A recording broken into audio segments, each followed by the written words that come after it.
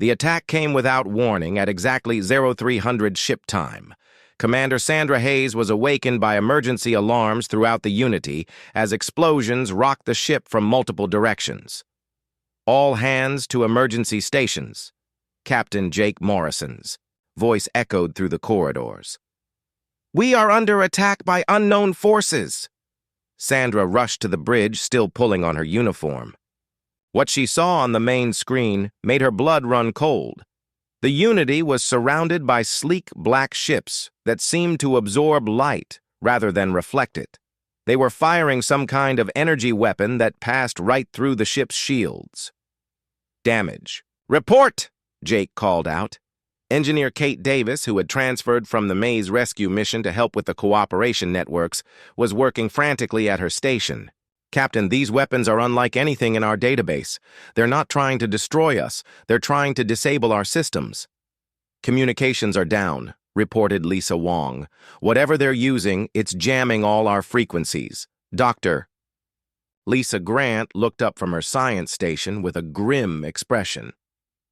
"Jake, I'm detecting 37 ships out there, representing at least 12 different species. This isn't a random attack. This is organized. The attack lasted only 15 minutes, but it was long enough to disable most of the Unity's systems. When the black ships withdrew, they left the human vessel drifting powerless in space. "Captain," Kate reported, "main engines are offline, communications are down, and life support is running on backup power. But the strange thing is, they could have destroyed us easily. Instead, they just made sure we can't go anywhere." Jake was studying the tactical display when he realized what had happened. "They're not trying to kill us. They're trying to isolate us." His suspicions were confirmed when a single ship approached the Unity. Unlike the black attack vessels, this one bore the markings of the Galactic Council. A communication signal came through on emergency frequencies. "Captain Morrison, this is Admiral Corvin of the Council Enforcement Fleet. You are ordered to prepare for boarding." Jake had never heard of Admiral Corvin, but the tone suggested this was not a rescue mission. "Admiral, we are operating under the authority granted by the Galactic Council itself. Your authority has been suspended pending investigation of your interference with Council jurisdiction." Within an hour, the Unity was filled with alien soldiers wearing the distinctive armor of the Council's military forces. Admiral Corvin himself was a tall, imposing being from a species Jake didn't recognize. His face showed no emotion as he addressed the human crew. "Captain Morrison, you and your crew are being charged with inciting rebellion against Galactic. Order. The Rigel incident was just the beginning. Your cooperation networks are spreading chaos throughout the galaxy." Jake kept his voice calm. "Admiral, the species that joined our networks did so voluntarily. We haven't forced anyone to do anything.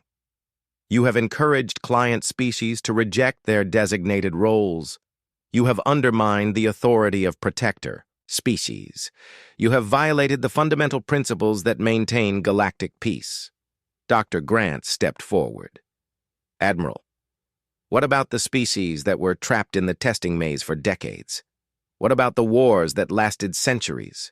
Because no one tried to find peaceful solutions. Is that the peace you're trying to maintain?" Admiral Corvin's expression didn't change. "The testing systems and protectorate relationships exist for good reasons. Not all species are capable of self-governance. The hierarchy ensures that advanced species guide and protect less developed ones." "Who decides which species are advanced and which ones need protection?" Sandra Hayes asked. "The Galactic Council, based on scientific evaluation of each species' capabilities." Kate Davis had been listening carefully. "Admiral, what if those evaluations are wrong? What if species are being classified as failures, not because they can't succeed, but because they succeed differently?" For the first time, Admiral Corvin seemed slightly uncertain. "The testing protocols have been refined over thousands of years. They accurately measure the qualities necessary for galactic citizenship." "Like what?" Jake asked. "Military strength, technological advancement, social order, willingness to accept authority." Lisa Grant realized something important. Admiral, those aren't measures of civilization. Those are measures of how well a species fits into a military hierarchy. Galactic civilization requires order, Corvin replied. Order requires hierarchy. Says who? Sandra asked. The species at the top of the hierarchy? Admiral Corvin seemed to grow more uncomfortable with each question. Finally, he changed the subject.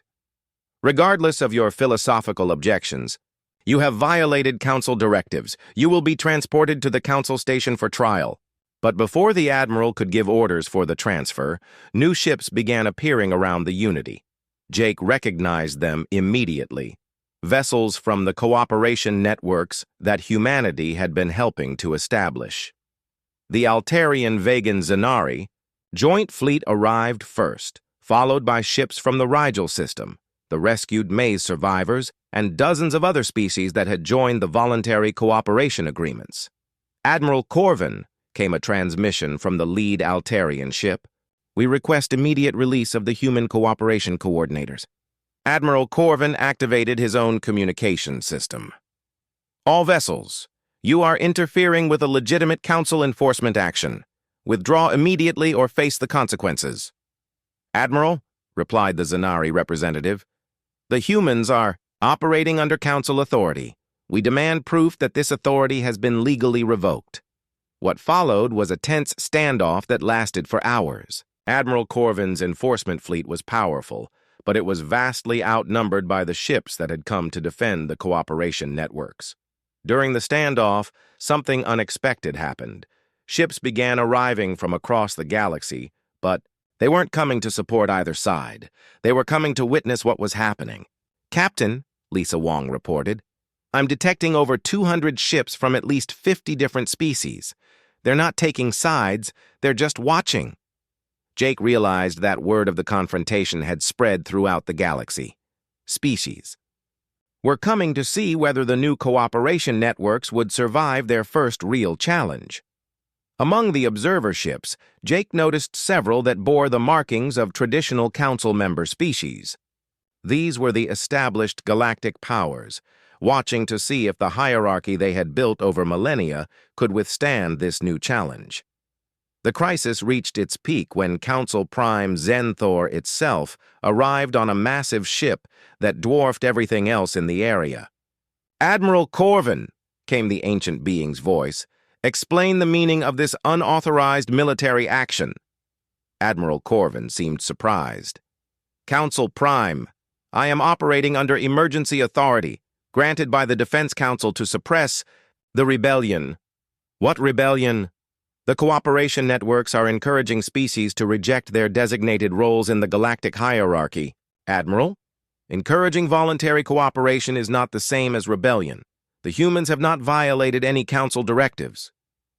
But Council Prime, they are undermining the entire system of galactic governance. There was a long pause before Zenthor responded. Admiral, the system of galactic governance has remained unchanged for over 2,000 years. Perhaps it is time to consider whether change might be beneficial rather than threatening. Admiral Corvin's voice carried a note of desperation. Council Prime, without hierarchy, without clear authority structures, there will be chaos. Admiral, look around you. Do you see chaos? Jake looked at the tactical display and realized what Zenthor meant. Over 200 ships from dozens of species were gathered in one location, but there was no fighting, no threats, no aggression. Species that had never met before were communicating peacefully, sharing information, and working together to understand what was happening. Council Prime, Admiral Corvin said slowly. I see unprecedented cooperation between species that should be competitors. Exactly. Admiral, you are witnessing the birth of something new. The question is whether we will nurture this development or destroy it out of fear. The resolution came in a way that no one expected. Instead of ordering Admiral Corvin to withdraw, Council Prime Zenthor invited representatives from all the gathered species to participate in an unprecedented discussion about the future of galactic civilization. For too long, Zenthor announced, galactic governance has been determined by a small number of species that passed ancient tests. Perhaps it is time to hear from all the species that make up our galaxy. Admiral Corvin protested. Council Prime. Many of these species are classified as clients or protectorates. They are not qualified to participate in governance decisions. Admiral, that classification is precisely what we need to examine. The humans have demonstrated that so-called client species are capable of remarkable achievements when given the opportunity. What followed was the largest interspecies conference in galactic history. For 3 days, representatives from over 100 species shared their perspectives on cooperation, governance, and the future of galactic civilization. Jake Morrison found himself in the unique position of facilitating discussions between species that had never been allowed to speak as equals before. What emerged from these discussions was a vision of 6 months after the Galactic Council's decision, Captain Jake Morrison stood on the bridge of humanity's newest ship, the Unity. Unlike the military vessels Earth had built before, this ship was designed for a different purpose entirely. It was built for cooperation. The Unity had meeting rooms sized for dozens of different species, translation systems that could handle over 300 languages, and most importantly, it had no weapons. Instead of armaments, it carried medical supplies, engineering equipment, and diplomatic facilities. Captain, we're receiving responses from the Kepler 442 system, reported Communications Officer Lisa Wong. The Altarian-Vegan Zenari Alliance wants to join our cooperation network officially. Jake smiled. The three-species alliance had been humanity's first success during the trials, and now they wanted to help other systems achieve the same kind of cooperation. Any word from the other systems we contacted? 17 systems have expressed interest in voluntary cooperation agreements, Lisa replied. But, Captain, we're also getting some concerning reports. Jake's expression became more serious. What kind of concerns?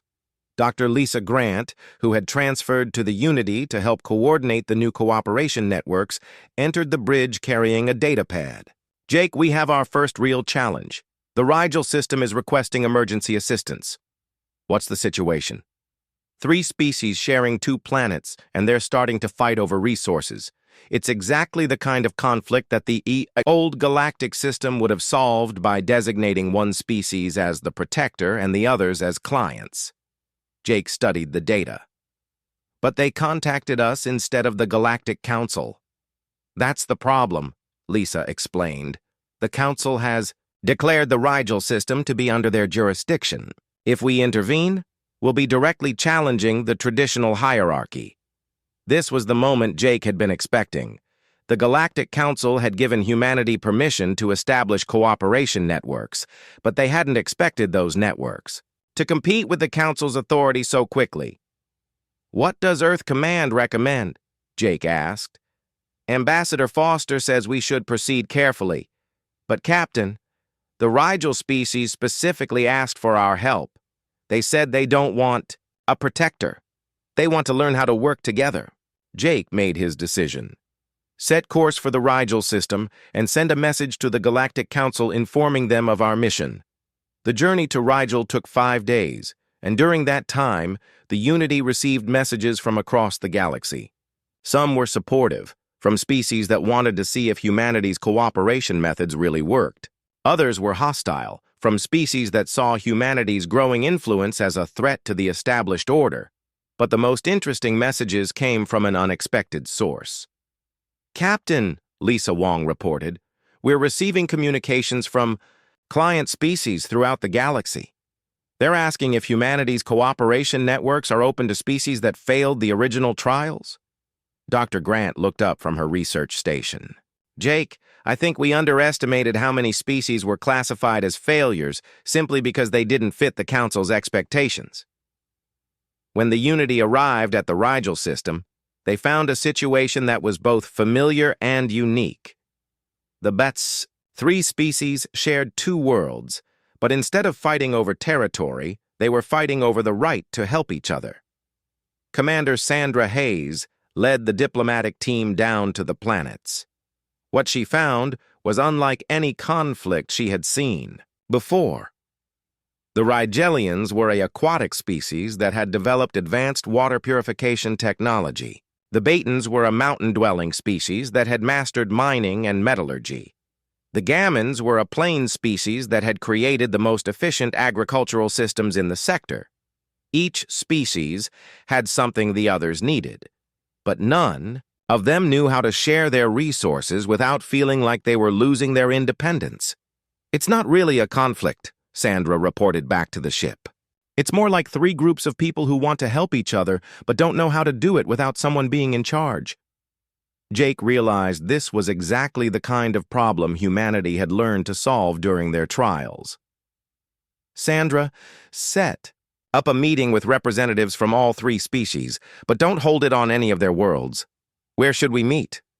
"On the Unity, neutral ground where everyone is equally out of their element." The meeting took place in the ship's largest conference room, with the environmental systems adjusted to accommodate all three species' needs. Jake started the discussion with a simple question. "What does each of your species need most?" The Rigelian, Representative Ambassador Coral, spoke first. "We need metals for our underwater cities and food that can grow in aquatic environments." The Beaten Representative, Engineer Stone, answered next. "We need clean water for our mining operations and crops that can grow in rocky soil." The Gammon Representative, Farmer Green, finished the circle. "We need minerals to enrich our soil and water purification for our irrigation systems." Jake looked around the table.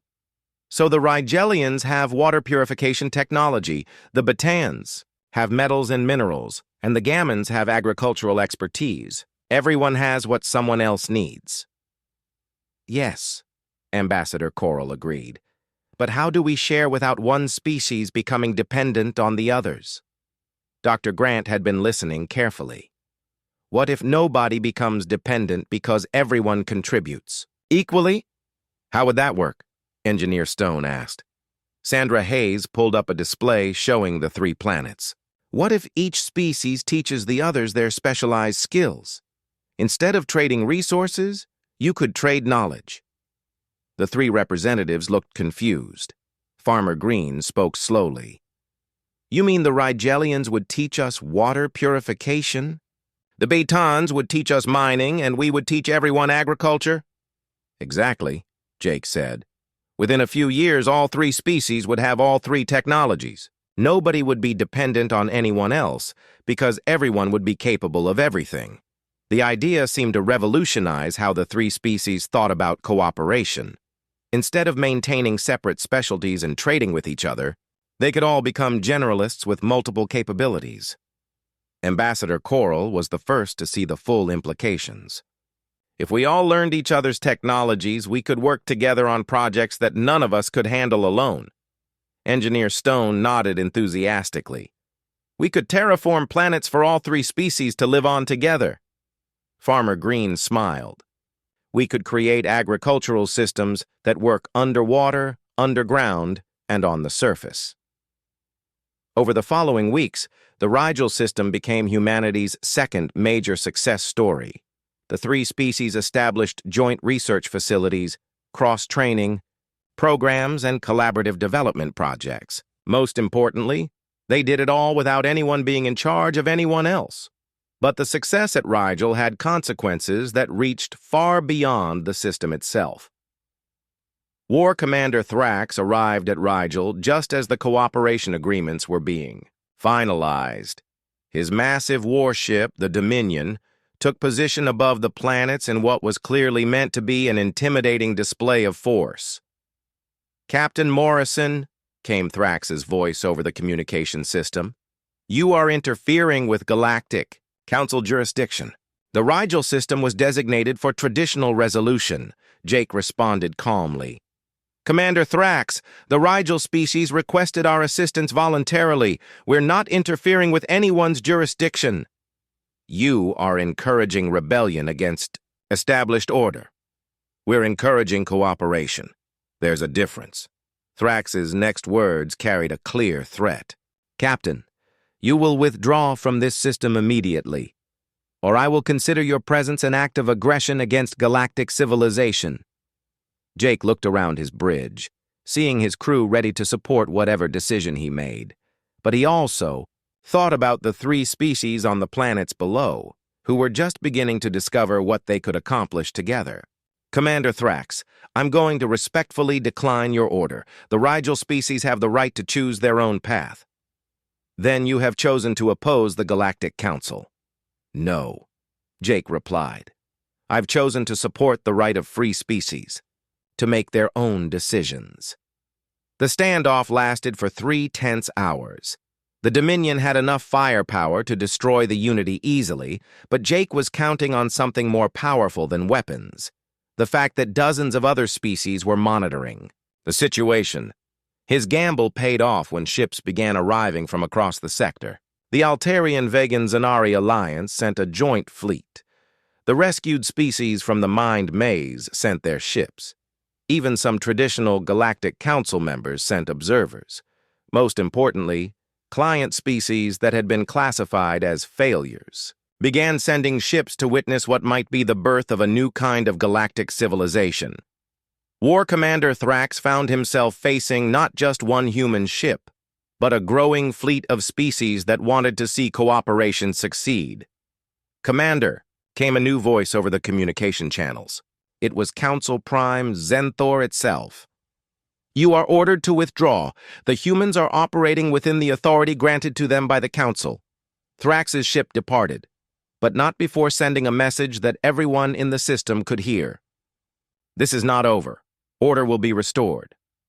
After the immediate crisis passed, Jake received a private communication from Council Prime Zenthor. Ambassador Helen Foster stood in the center of the largest chamber she had ever seen. The Galactic Council Station was a massive structure that dwarfed anything humanity had ever built.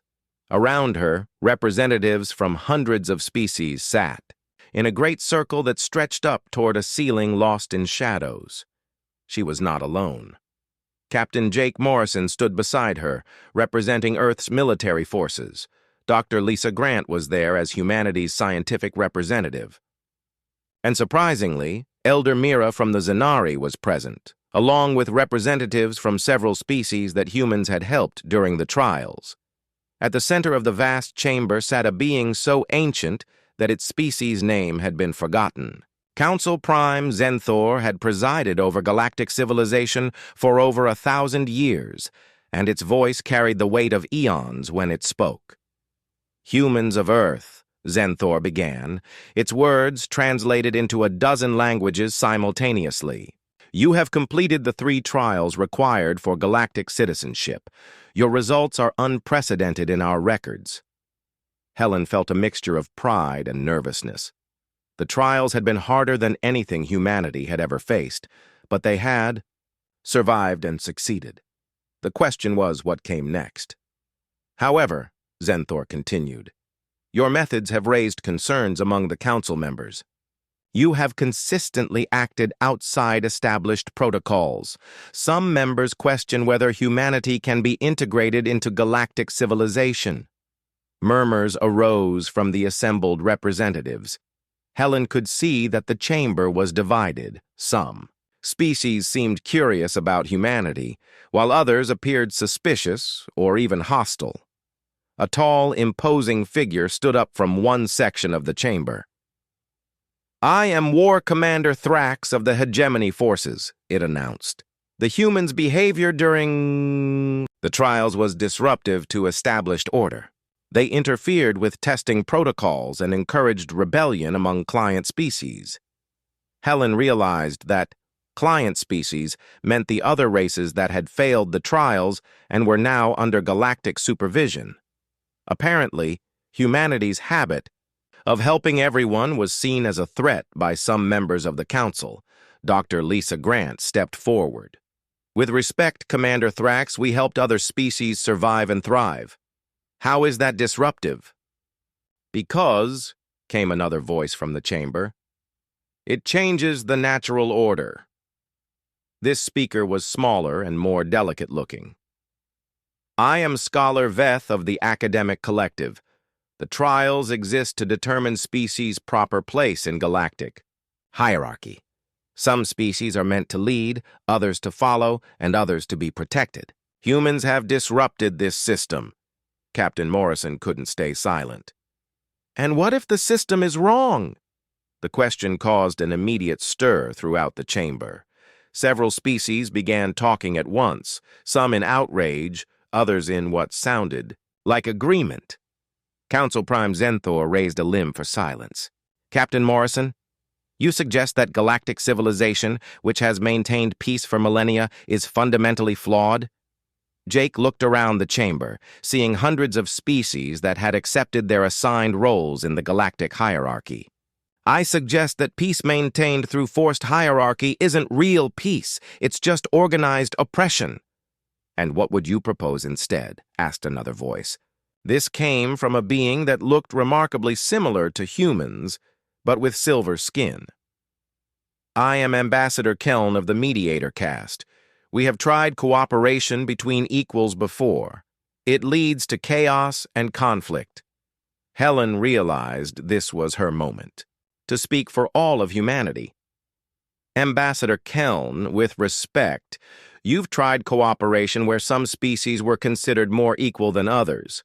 That's not cooperation, that's just a nicer form of hierarchy. She gestured toward Elder Mira and the other representatives who had come to support humanity. During our trials, we saw true cooperation, species working together as genuine equals, each contributing their unique strengths without anyone being in charge of everyone else. Elder Mira stood up. The humans speak truth. In our system, Altarians, Vegans, and Zanari now work together. No one species rules, no one species serves. All species contribute. War Commander Thrax sounded angry. And what happens when they disagree? Who makes the final decisions? We talk until we find a solution that works for everyone, Mira replied simply. It takes longer, but the solutions last longer too.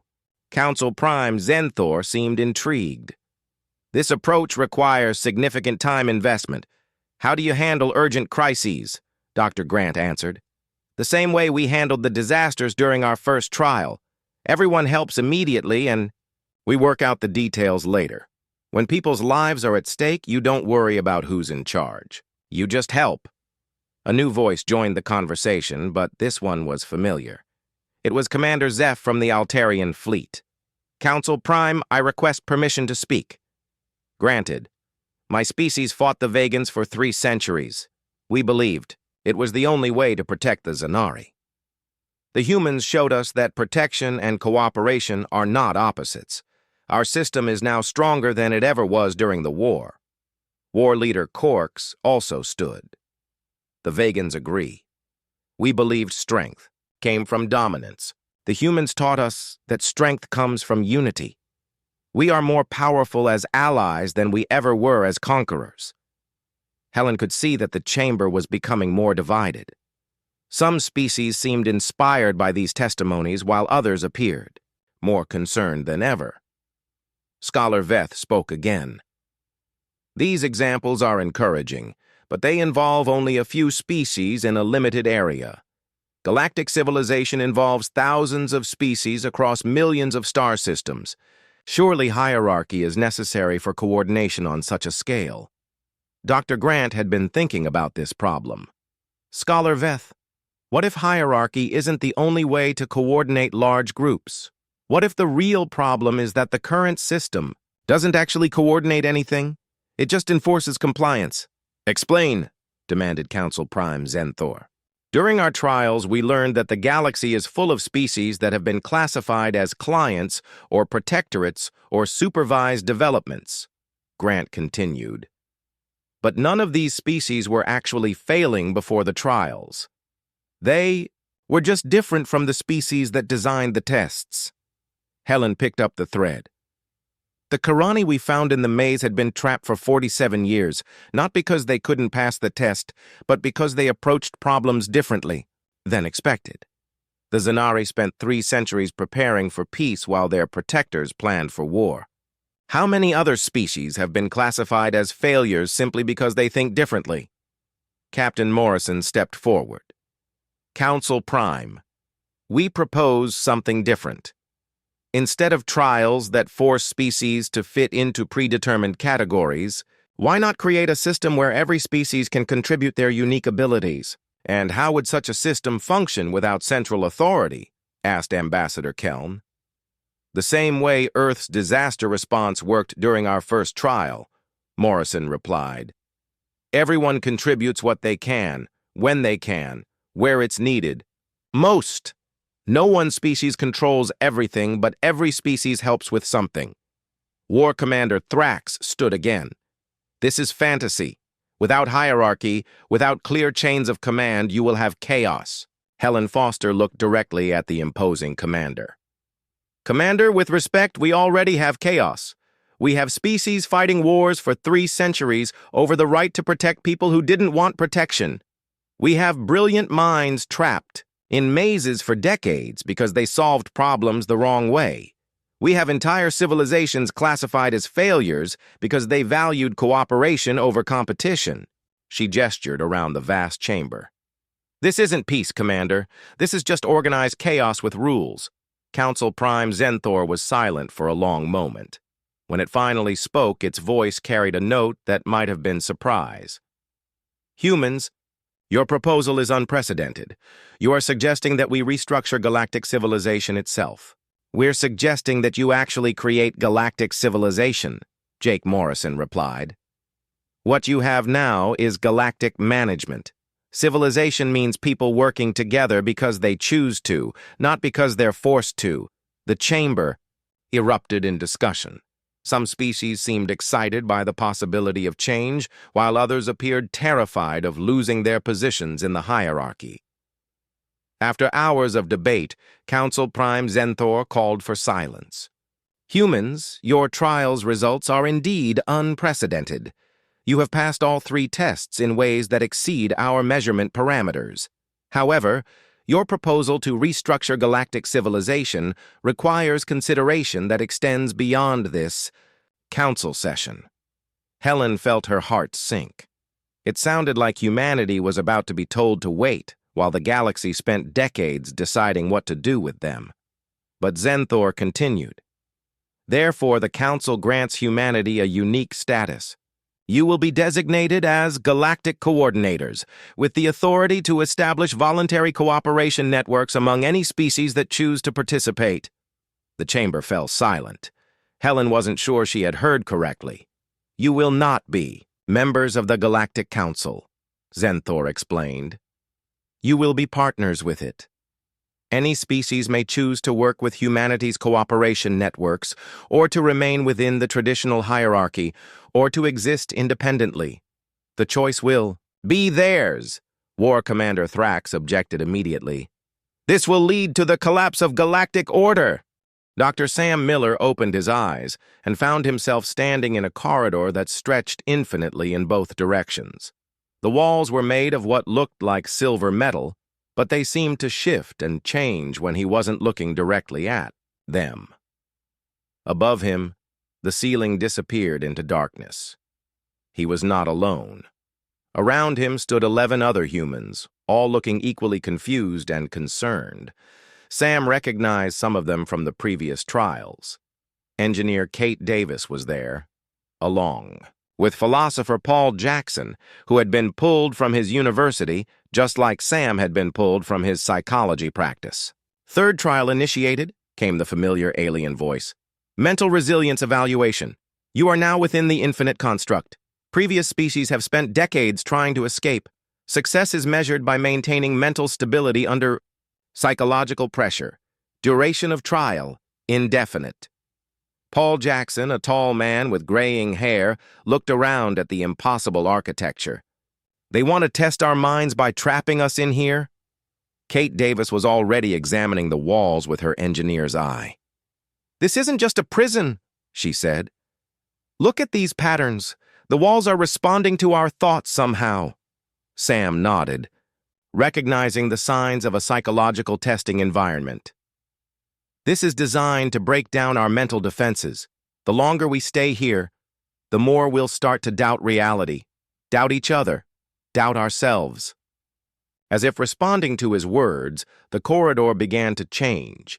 New passages opened in the walls, leading in directions that seemed to violate the laws of physics. Stairs appeared that led both up and down at the same time. Doors opened onto rooms that were somehow larger than the spaces they occupied. "It's a maze," said Dr. Jennifer Martinez, a linguist who had been studying alien communication patterns. "But it's not just about finding the exit. It's about what happens to our minds while we're searching." The group began to move forward, staying together instinctively. But as they walked, the maze seemed to respond to their presence. Walls shifted, new passages opened, and familiar corridors rearranged themselves when they weren't looking. After what felt like hours of walking, they found something unexpected. In a small chamber off the main corridor, they discovered what looked like a campsite. There were supplies, bedding, and most importantly, evidence that someone else had been there recently. "These aren't human supplies," Kate observed, examining the equipment. "The proportions are all wrong. Whoever was here had different body sizes than us." Sam knelt down and found something that made his blood run cold. "There are records here, carved into the walls. It looks like someone was keeping track of time." The carved marks covered most of one wall, organized in groups that suggested months or years. But there were other markings, too, growing increasingly erratic as they progressed. Words in languages none of them recognized, but the meaning was clear from the desperate way they were carved. Help, lost, can't find way out, going crazy. "How long were they here?" Paul asked. Sam studied the markings carefully. "Based on the organization of these time marks, I'd estimate decades. But look at this." He pointed to the final entries. "The handwriting deteriorates. Whoever this was, the maze got to them eventually." Jennifer was examining other markings. "There are multiple languages here. This wasn't just one person. Multiple species have been trapped in this maze." Kate made a disturbing discovery. "There are more campsites. I can see at least 3 other chambers from here, all with similar setups." The group realized they were not the first to be tested in this maze, and they were probably not the first to find these abandoned camps. The maze was filled with the remains of other species' attempts to survive the trial, but instead of becoming discouraged, the humans did something that none of the previous species had thought to do. They began to map the maze systematically, but not to find an exit. They started mapping it to find the other survivors. If this maze has been running for decades, and we found evidence of multiple species, some of them might still be alive in here, Sam reasoned. Paul nodded. "And if they're still alive, they need help. Finding a way out doesn't matter if we leave people behind." Kate started marking the walls with her engineering tools, creating a navigation system that the entire group could use. "We'll mark every passage we explore. If there are other people lost in here, they'll be able to follow our marks to find us." What the humans didn't know was that the alien testing systems were recording everything, and their behavior was once again unprecedented. Previous species had either worked desperately to escape the maze or had eventually given up and waited to be rescued. Some had become aggressive and turned on each other under the psychological pressure. No species had ever treated the maze as a rescue mission for previous test subjects. As the humans continued their systematic exploration, they began to find signs that their approach was working. Fresh marks appeared on walls they had already marked, suggesting that someone was following their trail. Food and supplies began to disappear from caches they had left, indicating that other survivors were taking them. After several days of exploration, they heard voices echoing through the corridors. Not human voices, but definitely intelligent communication. Sam, who had experience with crisis counseling, took the lead in making contact. "Hello," he called out in the direction of the voices. "We're here to help. We're not going to hurt you." The voices stopped immediately, and for a moment, there was only silence. Then, slowly, a group of beings emerged from one of the side passages. They were clearly not human. tall and thin, with large eyes that seemed adapted for low-light conditions. Their clothing was torn and patched, and they moved with the careful caution of people who had been trapped for a very long time.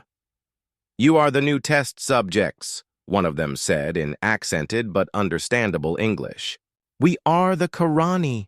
We have been in this maze for 47 of your years." Jennifer stepped forward, using her linguistics training to communicate clearly.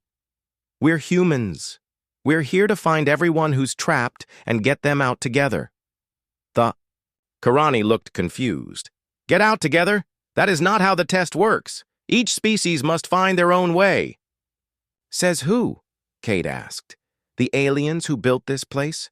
Why should we follow their rules?" Paul Jackson had been thinking about the philosophical implications of the maze.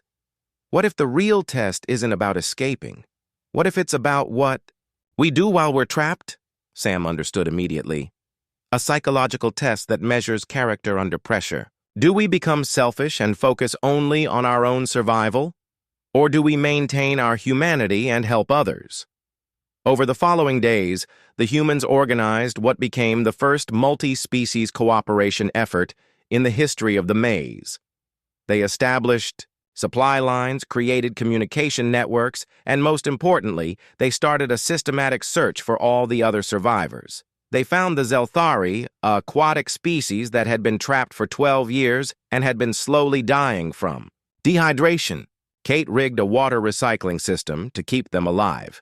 They found the Mokari, a hive-mind species that had been driven nearly insane by the isolation. Sam worked with them to develop coping strategies for individual consciousness. They found the Quillen, a warrior species that had been fighting the maze itself for 8 years, damaging themselves in futile attacks on the walls. Paul helped them redirect their energy into constructive activities. Most remarkably, they found that each species had developed unique strategies for surviving in the maze. The Karani had learned to read the maze's patterns. The Zelthari had found hidden water sources.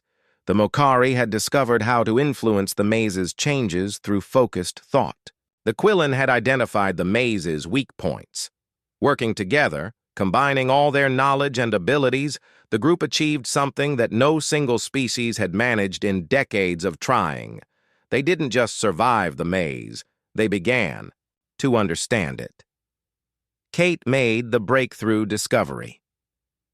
"It's not really infinite," she announced to the assembled survivors. "It's vast, but it has limits, and more importantly, it has a control center." "How do you know?" Sam asked. "Because it's responding to us too consistently. The changes aren't random, they're reactions to our behavior. Something is monitoring us and adjusting the maze in real time."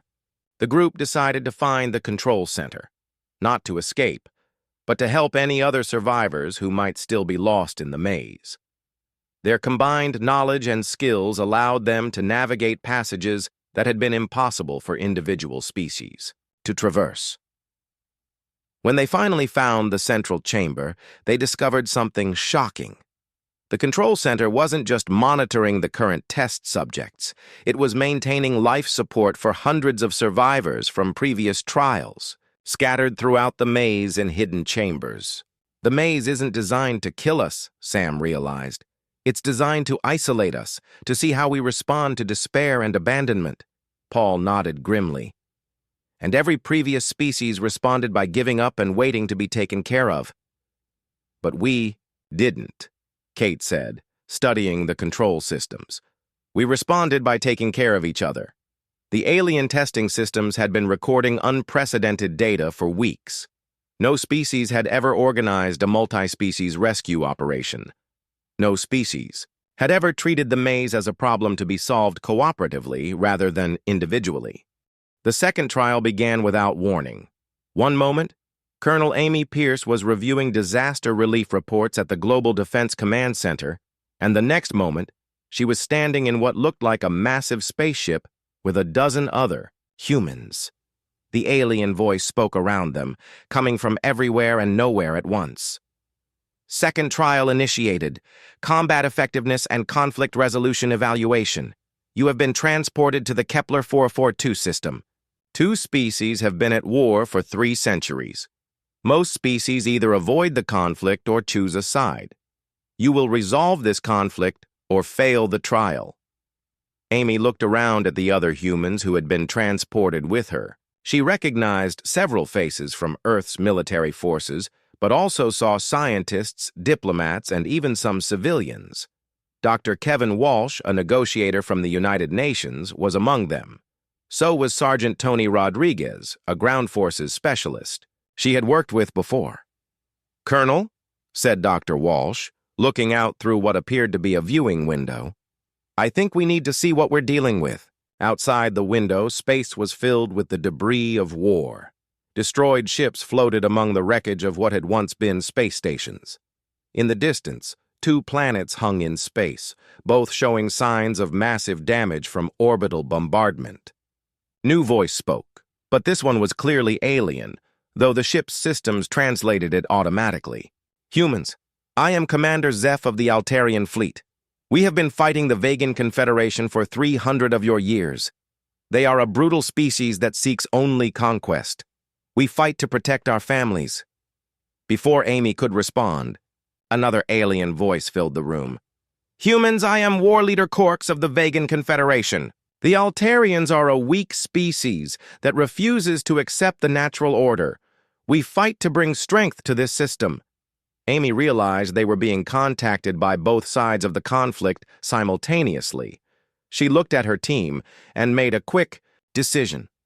"Dr. Walsh, I want you to open separate communications with both sides. Find out what they're actually fighting about. Sergeant Rodriguez, I need you to scan for civilian populations.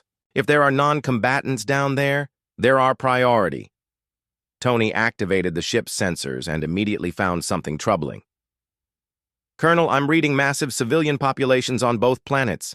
Billions of people, but they're not the same species as the military leaders who contacted us." "What do you mean?" Amy asked. "The civilians are a third species entirely. It looks like 2 different military groups are fighting over planets full of people who aren't part of either army." Dr. Walsh had been listening to both sides of the conflict, and his face was growing more concerned by the minute. "Colonel, I think I understand what's happening here. The Altarians and Vegans aren't fighting over territory or resources. They're fighting over who gets to protect the civilian population." "Protect them from what?" "From each other. The Altarians believe the Vegans will enslave the civilians. The Vegans believe the Altarians will make the civilians weak and dependent. Both sides genuinely think they're the good guys." Amy studied the tactical displays showing the ongoing battle. Ships from both fleets were engaged in combat near the outer planets, but neither side was directly attacking the civilian population centers. They were fighting to control the system, not to destroy it. So they're fighting a war over who gets to be the protector of a species that might not want either of them, Amy summarized. "That appears to be the case," Dr. Walsh confirmed. Tony Rodriguez had been studying the civilian settlements. "Colonel, I'm seeing something else.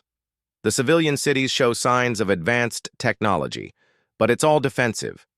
They have shields, bunkers, and evacuation systems. They've been preparing for this war to reach them for a long time." Amy realized they were looking at a conflict that had gone on so long that everyone had forgotten what they were originally fighting about.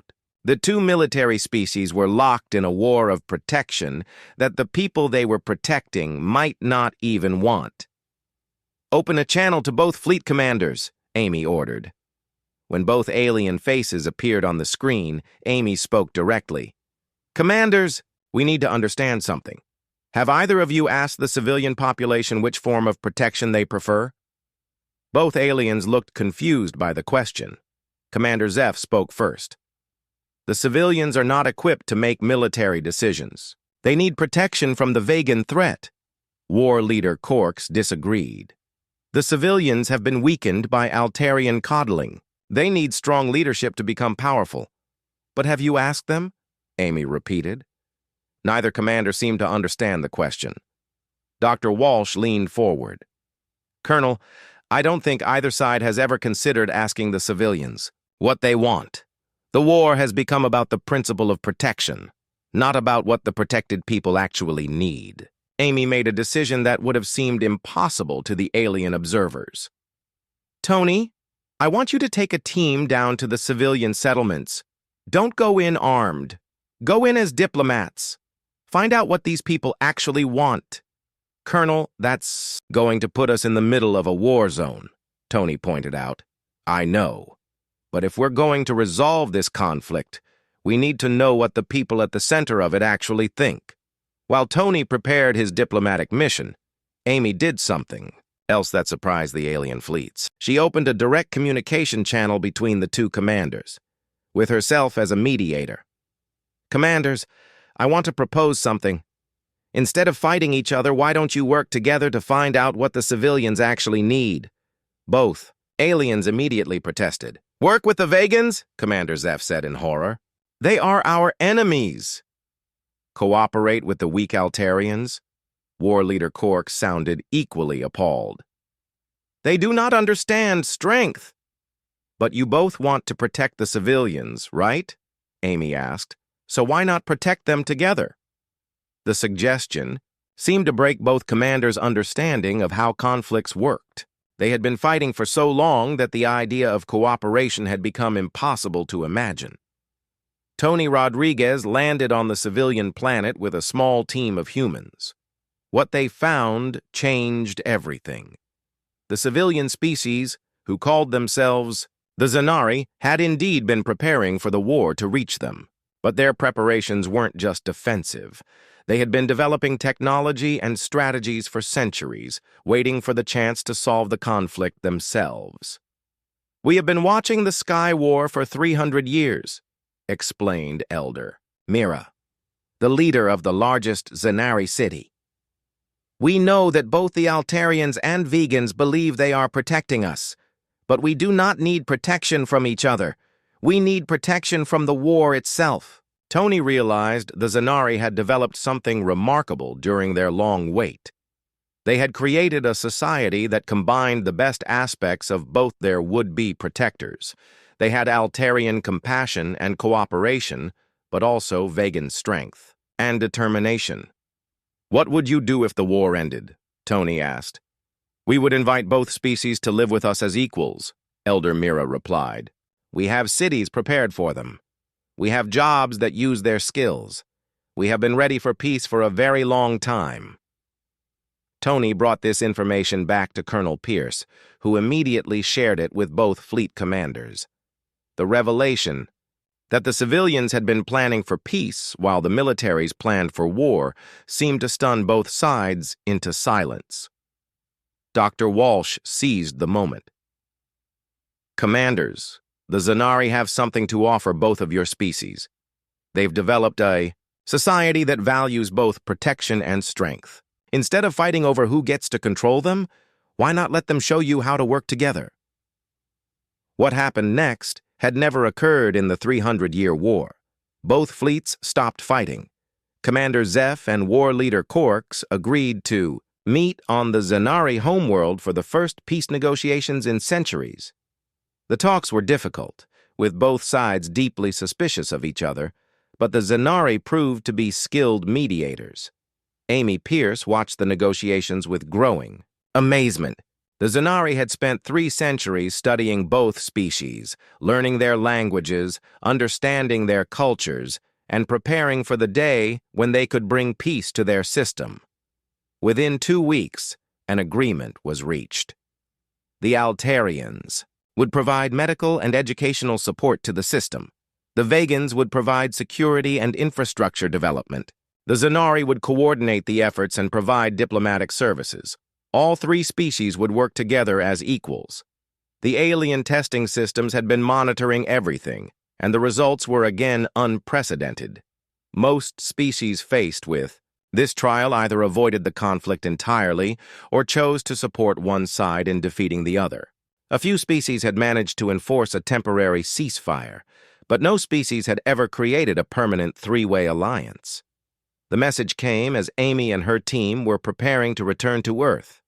Second trial status.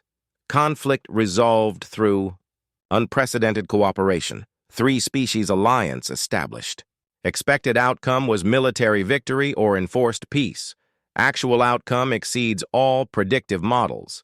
Second trial, passed. But there was a new note of concern in the alien message. Warning: this species consistently produces outcomes outside established parameters. Recommend highest level monitoring for final trial. Dr. Alex Morrison rubbed his tired eyes and stared at the computer screen again. The numbers didn't make sense. For 3 days, he had been watching the same strange signal coming from deep space. The Kepler Deep Space Observatory was supposed to find planets around distant stars, not pick up weird transmissions from nowhere. Still looking at that ghost signal? Dr. Lisa Carter walked into the control room with 2 cups of coffee. She handed one to Alex and sat down at her workstation. "It's not a ghost signal," Alex said, taking a sip of the hot coffee. "Look at this pattern." He pointed to the screen where waves of data scrolled past. "These aren't random. There's math in here. Real math." Lisa leaned closer to look at the display. The signal showed up as a series of pulses that repeated every 47 minutes. Each pulse contained thousands of smaller signals nested inside it like Russian dolls. "Where's it coming from?" she asked. "That's the problem. According to our calculations, the source is 50,000 light-years away, in the galactic core region. Nothing there should be able to send signals this strong." Lisa frowned. "Equipment malfunction. Has to be. We've been running these sensors for 18 months straight. Maybe something burned out." Alex shook his head. "I ran full diagnostics twice. Everything checks out. The signal is real, Lisa, and it's getting stronger." The 2 scientists had worked together for 5 years at the observatory. Lisa was practical and careful. Alex was the dreamer who saw patterns where others saw noise. Usually, Lisa kept Alex grounded when his imagination ran wild. But this time, the data was too clear to ignore. "Show me the frequency analysis, Lisa," said. Alex pulled up another screen. The signal wasn't just one frequency, but hundreds of them, all woven together in a complex pattern. Some frequencies pulsed in prime numbers. Others followed mathematical sequences that human scientists had discovered only recently. "This looks almost like—" Lisa paused. "Like someone is teaching math. Basic concepts first, then more complex ones." "Exactly. It's like a primer. Someone is trying to establish communication with whoever might be listening." Far above Earth's atmosphere, Captain Jake Reynolds was having his own strange day. The UES Horizon was humanity's newest experimental ship, designed to test new propulsion systems at the edge of the solar system. Jake had been a military pilot for 15 years, but nothing had prepared him for what he was seeing now. "Captain, the navigation computer is acting up again," said Lieutenant Ben Davis from the pilot's seat. Jake floated over to look at the navigation display. For the past week, their star charts had been showing errors. Stars appeared on the screen that weren't in any Earth database. Worse, some stars that should be there were missing. "Run another diagnostic on the nav system," Jake ordered. "Sir, I've run diagnostics 6 times. The hardware is fine. It's like the computer is picking up information from somewhere else." Jake stared out the main viewing window at the stars. Everything looked normal to his eyes, but their instruments insisted reality was different from what Earth's astronomers had mapped. "Sir," called out Ensign Maria Knox from the sensor station, "I'm reading some kind of energy signature about 2 million kilometers ahead of us." "What kind of energy?" "Unknown, sir. It's not matching any signature in our database. The computer can't even classify it." Jake felt a chill run down his spine. In 15 years of flying, he had learned to trust his instincts. Right now, those instincts were telling him something was very wrong. "Take us to yellow alert. Reduce speed to 1/4. Impulse." The bridge crew began checking their systems. The Horizon was equipped with the best sensors humanity could build, but they were designed to detect natural phenomena and other human ships. Whatever was out there was neither. Back at the observatory, Alex was getting excited. He had been feeding the signal through every analysis program he could find. The results were consistent. This wasn't natural radiation from a star or other cosmic object. Someone had built a transmitter and aimed it at Earth. "Lisa, look at this." Alex's voice was shaking with excitement. "I've been analyzing the signal strength over time. It's not constant. It's growing stronger in a very specific pattern." "What kind of pattern?" "Mathematical progression. Every day, the signal strength increases by exactly 1.618 times the previous day." Lisa's eyes widened. "The golden ratio?" "Yes. Someone is deliberately increasing the power of their transmission according to one of the most fundamental mathematical constants in the universe." "But why? Maybe they're testing to see if we're smart enough to notice. Or maybe—" Alex paused as a new thought struck him. Maybe they're charging something up. The implications hit both scientists at the same time. If someone was using Earth as a reference point for their signal, and if they were deliberately increasing its power, then they knew exactly where Earth was located. On the horizon, Jake's concerns were proving justified. The energy signature ahead of them was getting stronger as they approached. More troubling, it seemed to be responding to their presence. "Captain, the energy readings just spiked," reported Maria. "Whatever it is, it knows we're here." All stop. "Maria, give me everything you can on that energy source." "Sir, the readings are off the charts. The energy output is equivalent to a small star, but it's concentrated in a space only a few kilometers across." Jake made a decision that would change everything. "Set course for the energy source. 1/4 impulse. If something is out here waiting for us, I want to know what it is." As the horizon moved closer, their sensors began picking up more details. The energy wasn't coming from empty space. There was something there, something massive, hidden behind what looked like advanced cloaking technology. "Captain," Maria's voice was barely a whisper. "I'm reading a structure. It's huge, sir. At least 10 kilometers long." Jake stared at the sensor display in disbelief. According to their readings, there was an artificial structure larger than any city floating in space near Earth's solar system, and somehow no one on Earth had ever detected it. "How long has it been there?" Jake asked. "Unknown, sir, but based on the energy decay patterns in the surrounding space, I'd estimate thousands of years."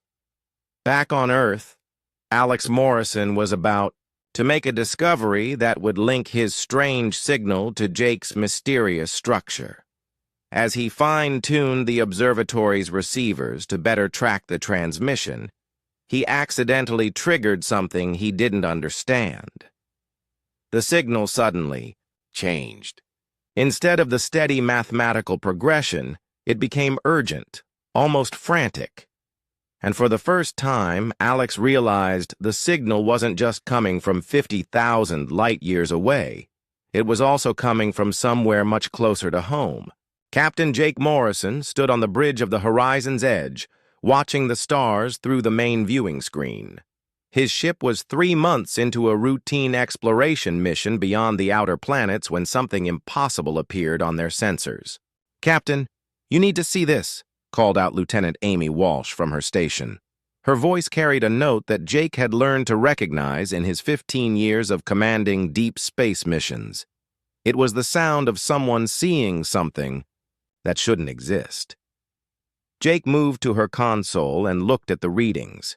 According to the sensors, massive structures were materializing around Earth's solar system.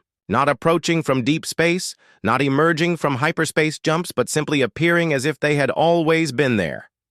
How big are we talking? Jake asked. Each structure is roughly the size of Luna, sir. There are 12 of them forming.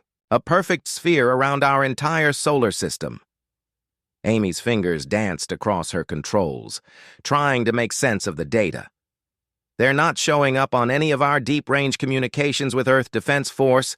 It's like they just appeared in the last hour. Jake felt his stomach drop. First contact protocols existed, but nobody had ever expected contact to happen like this. The structures were positioned in a way that suggested advanced technology far beyond human capabilities. Whoever built them had the power to place moon-sized objects anywhere they wanted without anyone detecting them until they chose to be seen. Get me a direct line to Earth Command. Priority Alpha, Jake ordered, and send our full sensor data on a tight beam. They need to know about this now. The next few hours passed in tense waiting. The horizon's edge was still 2 days from Earth at maximum speed, but reports started flooding in from every human outpost and ship in the system.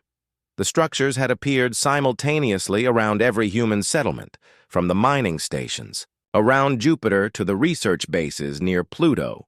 Dr. Lisa Grant, the ship's science officer, had been working non-stop since the discovery. She was Earth's most experienced xenobiologist, though her experience was entirely theoretical since humans had never encountered alien life. Now that theoretical knowledge might be the most important thing in human space. "Captain," Lisa said, as she entered the bridge, "I've been analyzing the structure's composition. They're made of materials that don't exist in our periodic table. The energy readings suggest technology that's centuries, maybe millennia ahead of ours." Jake nodded grimly. He'd been afraid of something like that. "Any signs of weapons?" "That's the strange part. No weapons that I can detect. But, Captain, the power output from these structures is enormous. If they wanted to destroy us, I don't think our defenses would matter much." Commander Ryan Brooks, Earth Defense Force's liaison officer aboard the Horizon's Edge, had been quietly monitoring military communications. He looked up from his station with a pale face. "Captain, Earth Command is reporting that all attempts to communicate with the structures have failed. They're not responding to any signals on any frequency. But 30 minutes ago, something changed." Jake turned to face Ryan fully. "What kind of change?" "The structures started emitting a signal. It's not like anything we've seen before, but our computers are somehow translating it. The message is the same from all 12 structures." Ryan activated the main speakers, and a calm, mechanical voice filled the bridge. "New species detected. Compliance testing initiated. Prepare for evaluation." The bridge fell silent. Jake felt the weight of first contact settling on his shoulders. This wasn't the peaceful meeting that humanity had hoped for. This sounded like a test, and tests could be failed. "Is that it?" Jake asked. "Just those 4 sentences?" "That's all, sir. The message repeats every hour, but there's no response to our attempts at communication." Lisa stepped forward. "Captain, the phrase compliance testing suggests that whoever built these structures has experience with other species. This might be a standard procedure for them." Jake considered this. If these aliens had met other species before, then humanity wasn't unique in the galaxy, but the word compliance bothered him. It suggested that there were rules and that species were expected to follow them whether they wanted to or not. "Ryan, what's Earth's response?" "Emergency session of the Global Council is being called. All space-based military units are being recalled to Earth's defense perimeter." "But, sir, if these aliens can place structures this size wherever they want, I'm not sure what our fleet can actually do." Jake understood the feeling. Humanity had built impressive ships and weapons, but they were designed to fight other humans or deal with natural disasters. Against technology that could appear anywhere without warning, human military might seem inadequate. The next day brought changes that made everyone more nervous. The structures had begun to move, repositioning themselves in ways that blocked several major shipping routes. No human ships had been attacked, but the message was clear. The aliens could control movement throughout human space whenever they chose. Dr. Grant made a discovery that changed everything. Captain, I've been studying the energy patterns from the structures. They're not just broadcasting that message to us. They're scanning our entire civilization. Scanning for what? Everything. Population centers, technology levels, military, capabilities, even our communications networks. It's like they're creating a complete profile of human civilization. Jake felt a chill. How long would something like that take? Based on the intensity of the scans, I'd estimate they'll have complete data within 72 hours. That evening, Jake called a meeting with his senior staff. The horizon's edge was still racing toward Earth, but they wouldn't arrive before the scanning was complete. Whatever was going to happen would happen without them. The way I see it, Jake began, we're dealing with a species that has the technology to appear anywhere they want and the knowledge to suggest they've done this before. The question is, what do they want from us? Lisa had been thinking about this all day. The term compliance testing suggests they have standards. Maybe they're evaluating whether we meet their criteria for something. For what? Ryan asked. That's what worries me, Lisa admitted. In nature, when a more advanced species evaluates a less advanced one, it's usually to determine if the weaker species is useful, harmless, or needs to be controlled. Jake didn't like any of those options. What would happen if we failed their test? The message mentioned compliance. If we don't comply with whatever they want, they might decide we're a threat that needs to be neutralized. Ryan leaned forward. Or they might decide we're primitives that need to be managed. The implications hung in the air. Humanity might be facing a choice between submission and destruction, decided by aliens using criteria that humans didn't understand. On the third day, as the horizon's edge finally approached Earth, the structures sent a new message. This time, the translation was longer and more detailed. Species evaluation complete. Homo sapiens classified as developing. Intelligence level, adequate. Technology level, primitive. Social structure, chaotic but adaptable. Threat assessment, minimal. Recommendation, compliance testing approved. Jake felt his blood run cold. Compliance testing approved sounded like they had passed some kind of initial screening, but only to qualify for something worse. The message continued. Testing will commence in 12 standard hours. Species will face 3 trials: survival, conflict resolution, and mental resilience. Success in all trials grants galactic citizenship.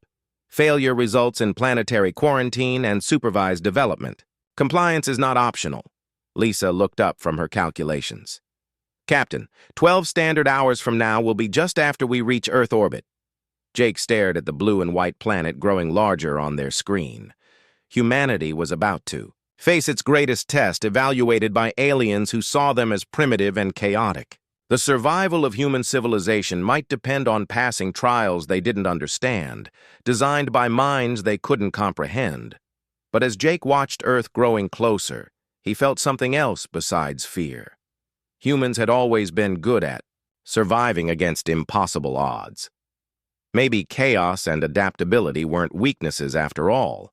Maybe they were exactly what humanity would need to surprise these aliens who thought they had humans figured out already.